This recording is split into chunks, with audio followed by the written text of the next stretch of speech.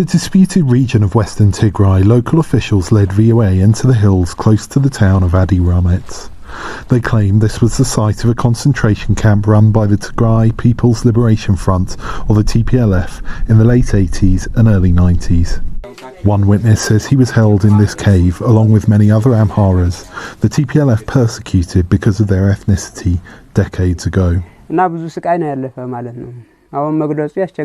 I have known this place since the 80s. I was arrested here for 1 year and 7 months with my friend. We stayed here in the cave during daylight hours to avoid air raids.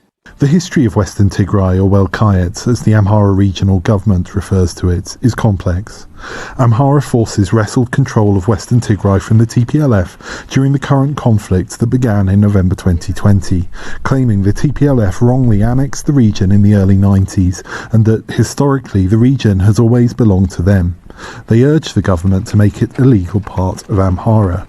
As peace talks to put an end to Ethiopia's nearly 2-year civil war look more likely, both the Amhara and Tigray regional leaderships say the region must be put under their control.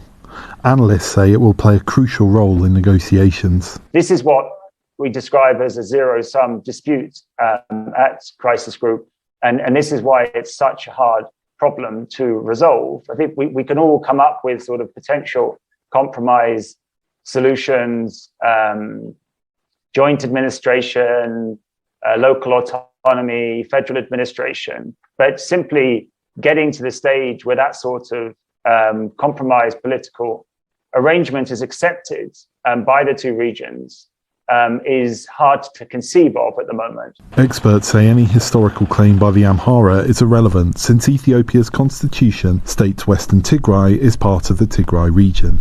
Ethiopian constitution doesn't allow for that historical claim. Yeah, because this is endless. Because you change. If I've seen these maps through time, every 50 years these borders were changing. Yeah. So what historical claim are you going to look at? What are you going to consider? Researchers from the University of Gondar are seen here pulling bones out of the ground they claim belong to prisoners killed at the camp during TPLF rule. Many ethnic Amharas, they say, believe such alleged evidence of past atrocities show why the region should be under their control. But the Amhara region-based university's research into the graves has been criticised by experts. Critics say the federal government has used the graves as propaganda and question the timing of old graves, coinciding with new allegations of ethnic cleansing committed against Tigrayans during the current war. Independent researchers have not been given access to these sites. Asked if the university uses forensic techniques to piece together what happened at the grave sites, a former researcher now working at a non-profit documenting abuse against ethnic Amharas said, I'm hopeful that this will happen in the future, but at this point, it's just mapping the mass graves where they're located. Since the Amhara occupied Western Tigray in early 2021, rights groups such as Human Rights Watch and Amnesty say Tigrayans are being attacked and forcibly removed from the region. A TPLF spokesperson declined to comment on how the fate of Western Tigray could factor into peace talks.